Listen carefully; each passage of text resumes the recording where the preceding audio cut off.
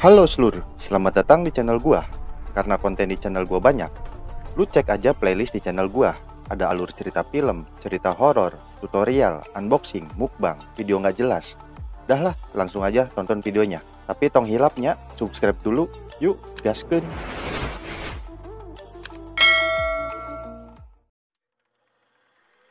Assalamualaikum warahmatullahi wabarakatuh. Balik lagi sama gua Guntur di konten gua ceritain. Buat kalian yang punya cerita horor, cerita mistis, cerita menarik lainnya, bisa lu kirimin lewat email atau bisa juga DM di Instagram dan Twitter. Linknya ada di deskripsi. Oke, kali ini gua bakal ceritain lagi bagian ketiga dari cerita Hantu Jeruk Purut. Buat kalian yang belum nonton part 1 dan 2-nya, bisa klik link di deskripsi. Oke, nggak usah lama-lama lagi. Mari kita lanjutkan ceritanya.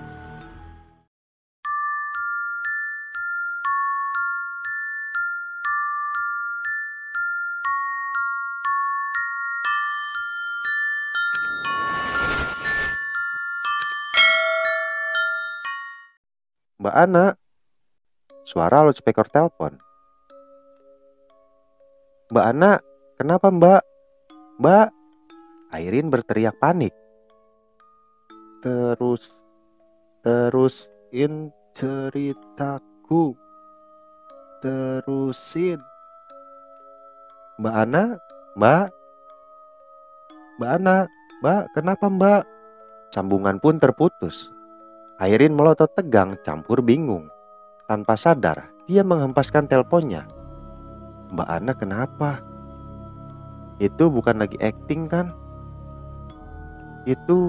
Suara itu. Airin bergidik. Dia buru-buru meraih handphone dan kembali menelpon Ana. Tak ada sahutan. Begitu pula ketika dia mencoba menelpon nomor rumah, tetap tak ada sahutan. Airin frustasi. Gue harus gimana? Gimana?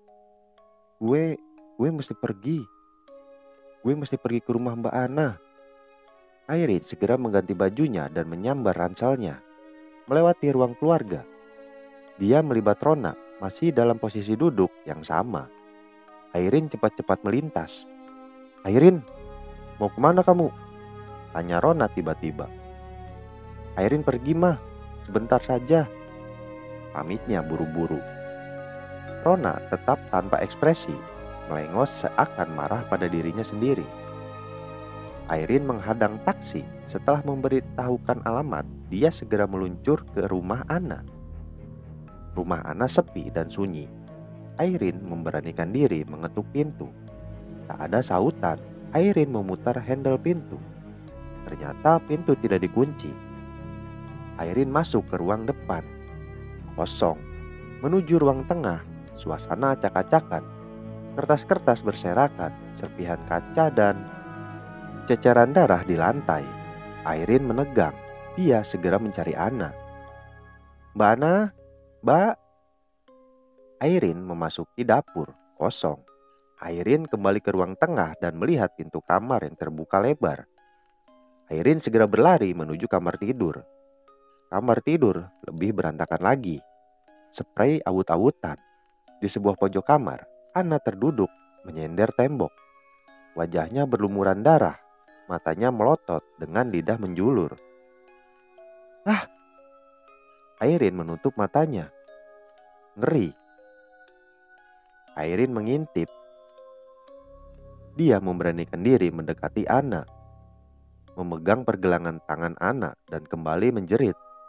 Ya Tuhan! Airin beringsut mundur. Ana sudah mati. Mbak Ana. Rasa duka menyelimuti. Mbak, tidak. Ana sudah mati. Ya Tuhan, rasanya baru tadi sore Mbak Ana. Sebuah handphone berlumuran darah tergenggam di tangannya. Airin ingat teleponnya tadi. Itu adalah pesan terakhir Ana. Airin membuang muka. Pandangannya berhenti pada bekas guntingan clipping yang tertempel di dinding kamar. Tentang hantu pastor kepala buntung jeruk purut. Beberapa sketsa hantu kepala buntung tertempel di sampingnya.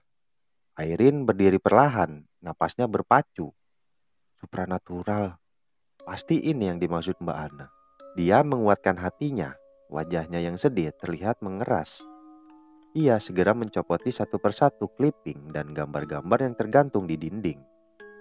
Sebuah guntingan koran dan foto seorang nenek tua menjadi clipping terakhir yang dilucutinya.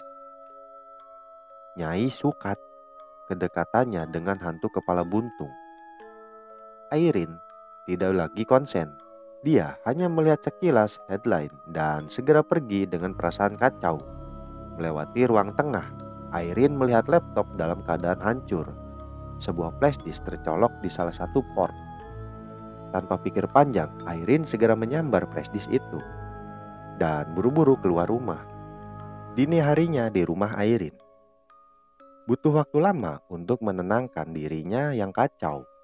Bayangan kematian Anna menghantui pikirannya. Airin ingat pesan terakhir Anna. Airin segera menyambar flash disk dan mencolokkannya ke port laptop. Airin sibuk mentransfer isi file ke dalam laptop. Seperti dugaan Airin, flash disk itu berisi data terakhir ketika naskah Anna. Airin membacanya. Perasaan tak enak menjalar di dirinya. Teruskan ceritaku, kata-kata Anna terbayang di benaknya. Supranatural. Pasti ini yang dimaksud Mbak Ana. Airin melirik guntingan clipping yang berserakan di mejanya. Lagi, terlintas bayangan kematian Anna yang tak wajar.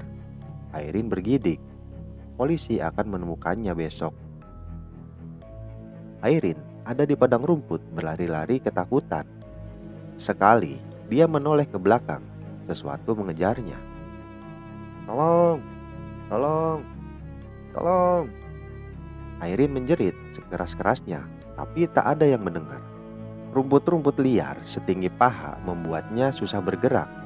Kaki Airin tersangkut, dia terjatuh. Airin merayap-rayap berusaha bangkit, tapi langkahnya tertahan. Sepasang kaki pucat berurat biru berdiri di depannya. Airin menengadah. Seraut wajah pucat tertutup rambut dalam balutan kebaya tradisional menunduk menatapnya. Airin gelagapan. Dia menoleh kanan kiri mencari bantuan, tapi wajah itu seketika telah berjongkok sejajar dengan wajahnya. Airin merasa napasnya terhenti. Jangan menulis apa yang tidak kamu ketahui. Suaranya terdengar berat dan serak. Airin melotot. Jarak mereka begitu dekat. Kemudian tubuh itu berdiri, beringsut mundur, bangkit dan berbalik. Airin melotot berteriak sejadi-jadinya karena punggung gadis itu bolong. Ah! Airin terloncat, terbangun dari tidurnya. Dia panik, tegang dan keringatan. Airin menoleh kiri kanan dan menemukan suasana kamar tidurnya. Airin mengatur napasnya, ngos-ngosan. Matanya yang menegang perlahan mengendur. Gua mimpi buruk, keluhnya. Ya Tuhan, batinnya. Ketika hendak mengusap wajah, gerakannya terhenti. Di tangannya tergenggam rumput liar. Taman sekolah pada suatu siang. Airin, Cesa, dan Nadine terlibat percakapan serius. Gue gak tahu dari mana asal rumput itu. Kok bisa tiba-tiba ada di tangan gua? Lemas Airin. Cesa dan Nadine saling berpandangan. Lo stres kali, kecapean.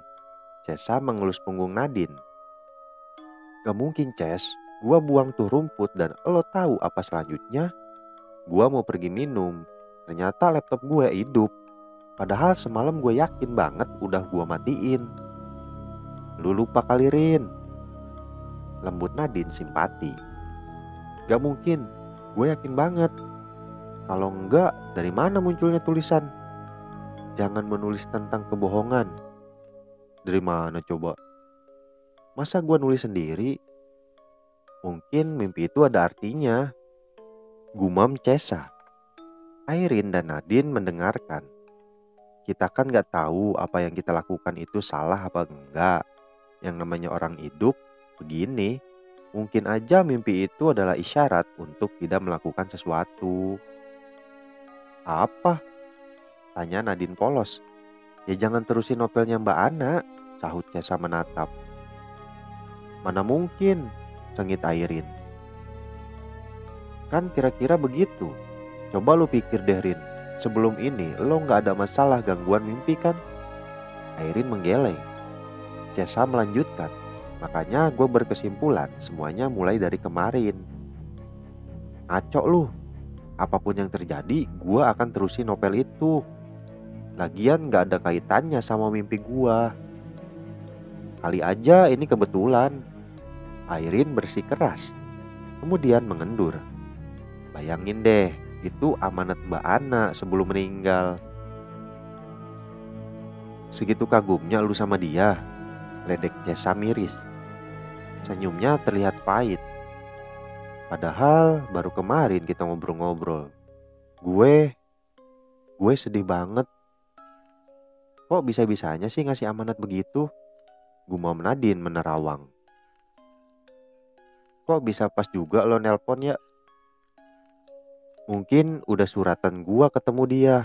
Mbak Ana memang agak misterius. Gue sering telepon dia beberapa kali. Memang kebanyakan HP-nya dijawab dalam automatic answer. Tahu deh buat apaan, jelas Airin. Kalau gue bilang ada sesuatu yang salah deh di novel ini. Cesa berkesimpulan. Bisa nggak lu mikir-mikir lagi? Airin menggeleng yakin. Kuburannya aja lu nggak tahu kayak apa. Gimana mau ngelanjutin? Apa tadi namanya? Tanya Nadine linglung. Kuburan jeruk purut, jawab Airin. Kayaknya pernah denger. Lo tahu Nad? Tanya Cesa pada Nadine. Nadine menggeleng. Ntar gue tanyain saudara gue deh. Kayaknya pernah denger, tapi lupa tentang apaan. Karena itu, gue akan cari tahu sejauh yang gue bisa. Gue bener-bener mau bantuin Mbak Ana. Belakangan ini gue sering berhubungan sama Mbak Ana. Gue tahu dia tuh antusias banget nulis novel supranatural ini. Pokoknya niat banget bikin riset. Jalan sampai kemana gitu? Cesa dan Nadine berpandangan sejenak. Kemudian membuang muka. Keduanya menyerah. Airin begitu keras dengan kemauannya. Polisi udah tahu penyebab kematiannya Mbak Ana. Airin tiba-tiba teringat sesuatu. Belum, kematiannya aneh. Kayaknya kasusnya bakalan panjang atau dipetisikan. Airin terdiam. Bayangan kematian Ana melintas. Airin buru-buru menepisnya. Beberapa saat kemudian, wajahnya mengeras. Gua akan mati-matian menyelesaikan novel ini, apapun yang terjadi. Gua harus tahu apa yang menyebabkan kematian Mbak Ana. Tekadnya. Sore harinya, Airin dan Nadine menunggu taksi. Mereka bermaksud pergi ke pemakaman jeruk purut. Nadine menemani Airin, walaupun Nadine sendiri penakut. Dia tidak mengizinkan Airin pergi sendiri. Cesa gak jadi ikut, Rin. Migrenya kambuh lagi, kata Nadine sambil menutup handphone. Dia baru selesai online dengan Cesa. Tahu kenapa tuh anak suka migrain? Biar deh dia istirahat. Lo serius mau ikut gua? Kuburan loh. Biasanya kan lo takut. Airin meyakinkan Nadine. Iya dong, daripada lo pergi sendiri, ntar kenapa-napa gimana? Asal ingat, masukin nama gue ntar. Terima kasih untuk Nadine, Nadine. Cengirnya, Airin tertawa. Mereka menunggu lagi. Hari semakin sore. Taksinya kok pada penuh sih? Gerutu Nadine tak sabar. Udah lama mejeng nih. Capek. Bedak gue udah campur debu. Airin celingak-celinguk. Duh, Taksi, please dong. Please bantuin kita. Sabar, sebentar lagi. Semoga ada yang kosong. Sebuah mobil berhenti di dekat mereka. Pengemudi menurunkan kaca mobil. Ternyata Palen. Melihat Palen, Nadine sontak kegirangan. Palen, Rin. Tunjuknya. Airin mendengus sebal. Pada mau kemana guys? Sore-sore begini. Ntar diculik loh. Siapa yang gak mau coba pada manis gini? Sapa Palen menatap Airin sekilas. Kita mau ke kuburan jeruk purut, jawab Nadine. Wah, kebetulan. Ayo gua anterin. Nadine menyikut Airin. Airin menjuling sebal. Sore-sore begini susah cari taksi pada pool. Mending ikut gue aja sekalian, rayu Palen. Ayo aja. Nadine membuka pintu mobil sebelah Palen. Airin mengikuti dengan setengah hati. Ngapain lu ke kuburan jeruk purut, Pal? Heran Palen. Katanya tadi kebetulan. Oh, gue kebetulan lewat. Ngapain sih lu orang pakai acara ke kuburan segala? Minta jimat? Kekehnya melihat Airin dari kaca spion tengah. Airin membuang muka.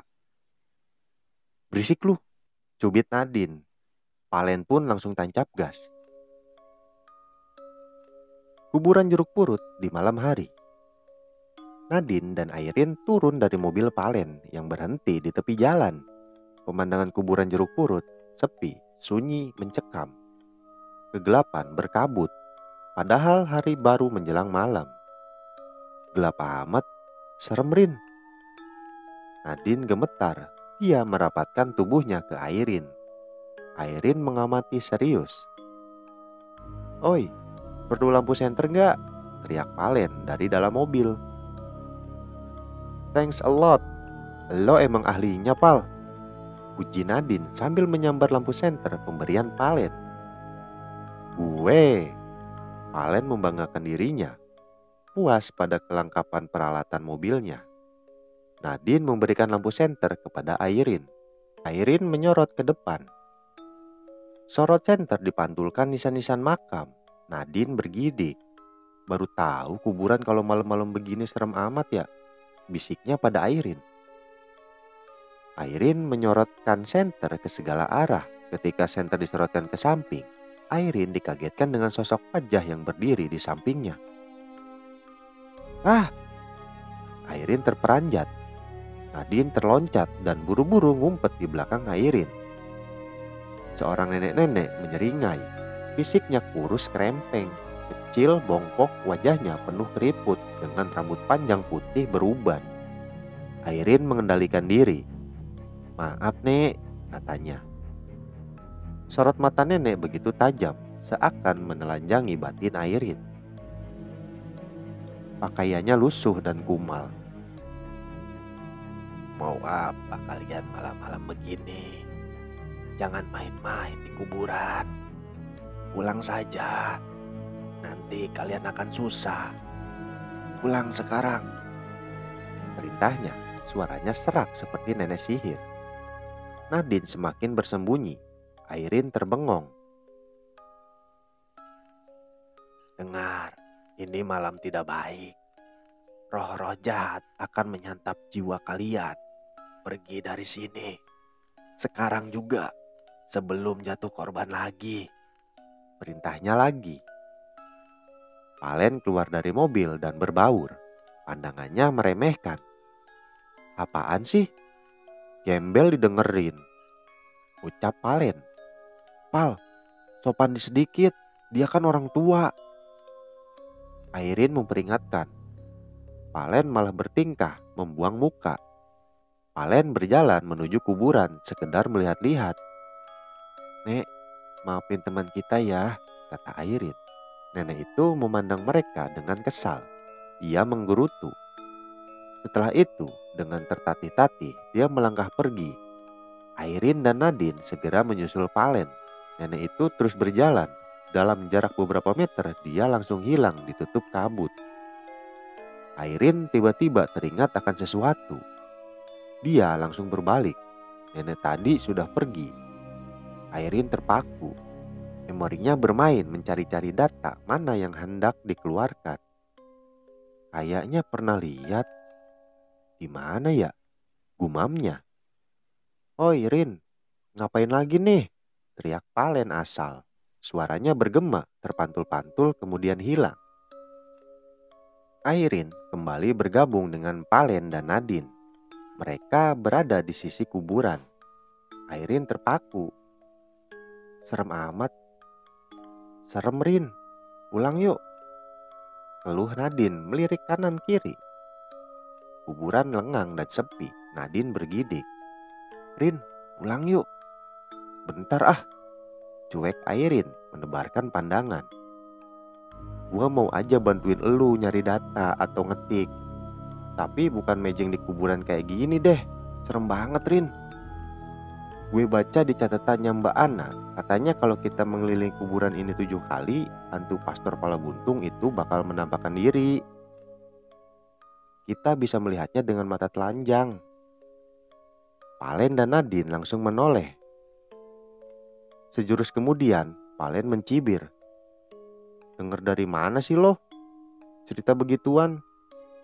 Gak percaya deh sama yang begituan. Mitos Rin, mitos." Palen meremehkan. "Pal, mending lo diem deh." Airin mendengus sebal. Emang bener kok, tahayul dipercaya. Orang udah terbang kemana coba? "Palen," suara Airin sebal. Palen melengos. Airin berpikir sejenak, lalu berjalan menyusuri pinggiran kuburan. Nadine dan Palen keheranan. "Ngapain lo?" "Oi, Airin," teriak Palen. Lagi-lagi suaranya bergema dan terpantul-pantul. "Lagi error tuh anak. Ayolah," ajak Palen. "Takut Pal," keluh Nadine manja. "Tenang, ada Palen. Yuk." Nadine mengikuti dengan takut-takut. Mereka bertiga mengikuti Airin menyusuri kuburan. Palen sesekali menggerutu. Pijakan tanah kuburan tidak rata. Tanah becek dan lembab melumuri sandal Palen. Tanah pun menyelip di sela-sela jari dan telapak kaki. "Habis deh kaki gua, sialan," gerutunya. Sementara Nadine yang ketakutan merapatkan tubuhnya ke Palen. Mereka menyusul Airin. "Rin, tujuan kita ke sini tuh cuman pengen ngenalin lokasi makam. Gak sampai sejauh ini," keluh Nadine. Airin tak menyahut. Dia terus menelusuri pinggir makam. "Udah biarin aja. Biarin dia tahu kalau semua ini cuman tahayul," sergah Palen. Airin tak menanggapi. Dia terus melangkah. Mereka bertiga menyusuri pinggiran kuburan. Beberapa kali putaran dan berhenti pada pinggir jalan, di mana mobil Palen terparkir. Airin kembali mengamati. "Mana hantunya?" Palen melecehkan. Airin menebarkan pandangan. "Udah dibilang tahayul juga." Di kamarnya, Airin serius membaca hasil ketikan Ana. Dia menimbang-nimbang gaya penulisan Ana yang tak jauh beda dengannya. "Seharusnya gak ada kesulitan. Yang penting aku tahu udah sampai mana risetnya Mbak Ana." Airin mulai mengetik, mentransfer atmosfer horor yang dirasakan tadi malam. Pintu diketuk dari luar. Rona muncul dengan wajah cerah. "Airin, ada Nadine di luar." Airin mengernyit. "Nadine? Malam-malam begini? Ada yang ketinggalan apa ya?" Merasa terganggu. Dengan perasaan tak rela, Airin bangkit menuju ruang tamu. Pintu ruang tamu dalam keadaan terbuka. Airin melongo. Teras rumah sepi dan tak ada siapa-siapa. Airin keheranan. Dia menutup pintu dan kembali ke ruang keluarga. Rona sedang duduk di kursi goyang sambil menonton acara televisi. Sorot matanya lurus tanpa ekspresi. "Gak ada siapa-siapa mah." Airin menatap Rona yang duduk di kursi goyang membelakanginya. Kursi bergoyang perlahan. Kedua tangan Rona terpaku di perut, sebelah tangannya terkepal menggenggam sesuatu yang disembunyikan di balik lengannya. Gak ada siapa-siapa, Mah. Airin mengulang lalu menghampiri Rona. Kursi goyang berhenti. Rona berdiri dengan gerakan kaku laksana robot. Melihat gelagat aneh ibunya, Airin terhenti. "Mah?" Rona berbalik. Tangannya terbuka. Airin membelalak melihat pisau dapur berada dalam genggaman Rona. Sedetik kemudian, Rona menyerbu Airin dengan pisau dapur terangkat dan siap dihujamkan. Airin terbelalak. "Mama!" teriaknya mengelak. Rona membentur angin kosong di belakang Airin. "Mah? Mama? Hah?" teriak Airin panik. Rona kembali berbalik mengejar Airin. Airin menghindar dan Airin menjatuhkan apa saja untuk memperlambat langkah Rona. Sebuah kursi yang dijatuhkan Airin membuat Rona terpeleset dan jatuh terjerembab. Airin buru-buru memungut guci keramik terdekat dan dihantamkan ke kepala Rona. Prak. Rona tersungkur dengan kepala berdarah. Airin terpaku. Wajahnya takut dan tegang. "Mama, maafin Airin, Ma. Ma, Mama." Airin menghampiri Rona, mengguncang-guncangkan tubuhnya. Tiba-tiba tubuh Airin menegang. Napasnya menyesak. Di luar dugaan, tubuhnya terdorong keras ke belakang oleh sebuah kekuatan yang tak terlihat. Airin terbanting sambil mengerang kesakitan. Baru mau bangkit, sebuah kekuatan mencengkram lehernya, mendorongnya rapat ke dinding dan mengangkatnya. Kaki Airin menjuntai dengan wajah melotot, tergantung oleh sebuah kekuatan yang tak dapat dilihatnya.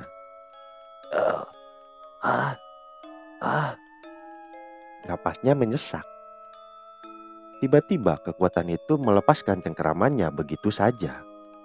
Airin terbanting dengan sisa napas, terengah-engah lemas. Ruangan kembali senyap. Hanya ruangan yang berantakan menjadi saksi penyerangan yang entah oleh siapa. Airin melotot liar sambil merayap. Dia menghampiri Rona. "Mah," raihnya. Kepalanya terasa pusing. Paru-parunya bergerak memompa udara sebanyak-banyaknya. Dengan gerakan perlahan, Airin bangkit. Sebuah bayangan hitam melesat terbang melewati kepalanya dan menghilang di balik dinding. Airin terpana. Dia mengerjap-ngerjapkan matanya lalu buru-buru menghampiri Rona.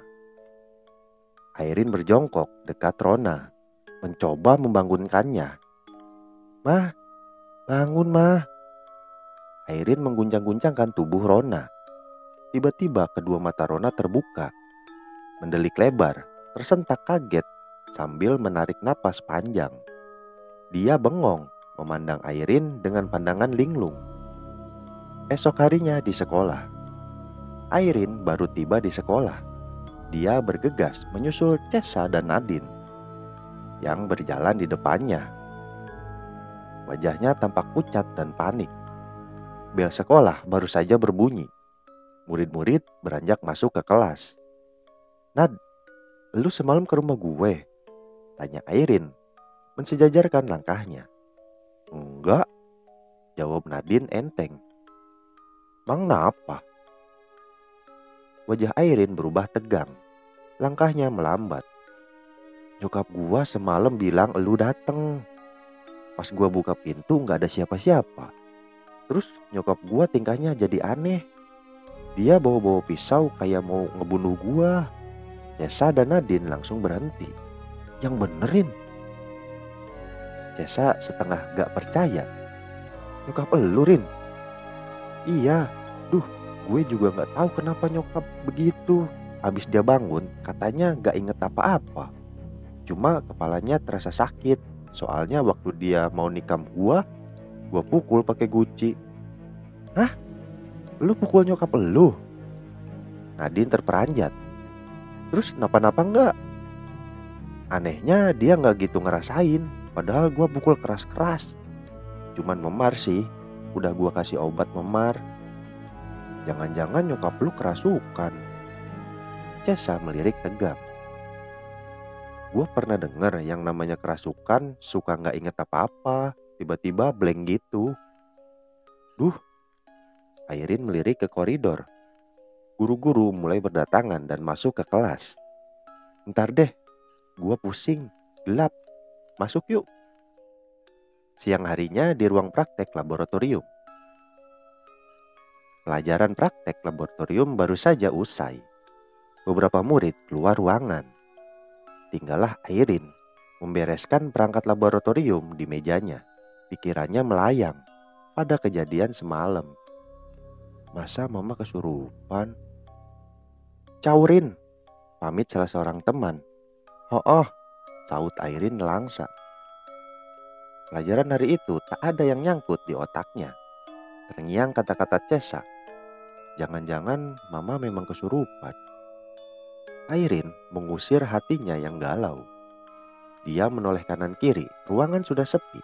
Airin buru-buru menyimpan peralatan lab. Seolah-olah ada yang mengawasinya. Airin semakin gelisah. Tiba-tiba sepotong tangan menepuk bahunya. Airin terpekik kaget. Segera berpaling. Palen! Serunya kaget. Ngapain sih lo kaget tahu? Kesalnya. Palen terkekeh iseng.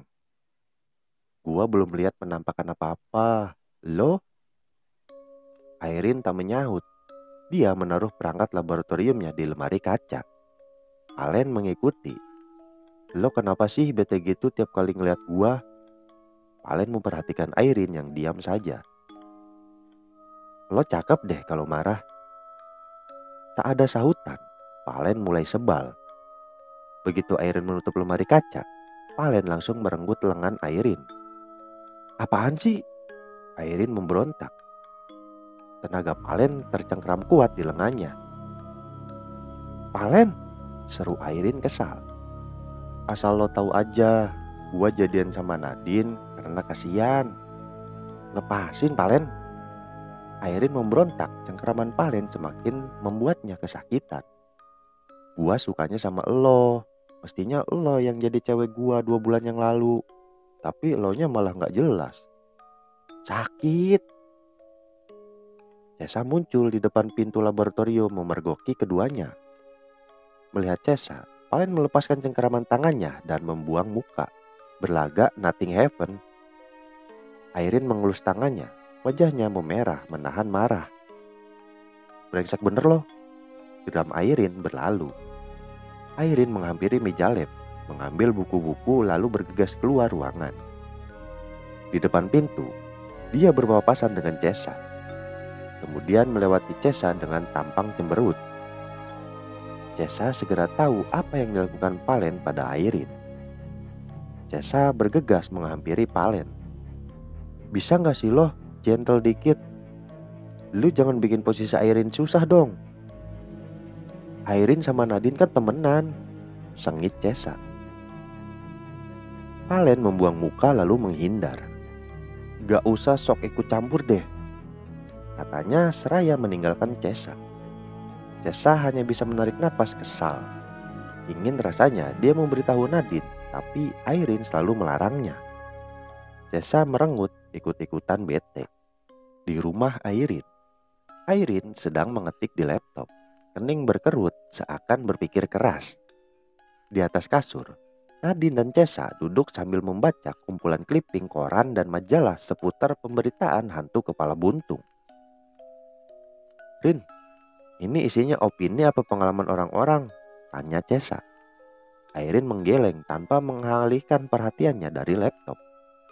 Cesa memakluminya. Gue bacain ya, lo sambil kerja aja. Umumnya pengemudi atau pejalan kaki yang kebetulan lewat jalan di kawasan kuburan Jeruk Purut yang melibatkan penampakan hantu kepala buntung. Cesa melirik Airin. Airin masih dalam posisi semula. Dia melirik Nadine yang mengangkat bahunya. Mereka kembali membaca kumpulan clipping. Guys, yang ini menarik nih. Dengerin ya, kata Nadine antusias pada clipping temuannya. seorang pemuda terpaksa dirawat di rumah sakit lantaran stres diteror selama 7 hari oleh hantu pastor kepala buntung. Pasalnya Nadine menelan ludah. Dia melirik Cesa yang mendengarnya. Pasalnya, dia berjalan mengitari kuburan jeruk purut sebanyak 7 kali. Wajah Nadine menyiratkan kepanikan. Kita juga mengitari kuburan itu sebanyak 7 kali, katanya gemetar. Cesa melotot. Serempak menoleh ke Airin. Airin menghentikan ketikannya sejenak. Kebetulan aja kali, jawab Airin tanpa menoleh. Nadine menelan ludah. Ini adalah lanjutannya. Dia kembali membaca berkas. Ternyata selain hantu pastor itu, ada lagi hantu lain yang lebih menyerupai sosok kuntilanak. Kedua arwah penasaran itu terus bergantian mengganggunya. Jangan-jangan yang gangguin lu selama ini. Udah, jangan keburu percaya, mungkin aja kebetulan, hibur Cesa. Tapi Airin kan udah ngalamin, nyokap lu kerasukan. Oke, segini dulu part ketiga cerita hantu jeruk purut kali ini. Buat kalian yang belum nonton part 1 dan part 2-nya, bisa lu cek link di deskripsi. Di situ gua udah cantumin link buat nontonnya ya. Jangan lupa juga follow sosial media gua ada di Twitter dan Instagram. Terus subscribe dan nyalain notifikasinya supaya lu tahu kelanjutan cerita dari hantu jeruk purut. Nanti gua lanjutin lagi di part keempat. Jangan lupa makan biar gak lemes dan jangan lupa napas biar gak mati, oke? Wassalamualaikum warahmatullahi wabarakatuh. See you on the next video.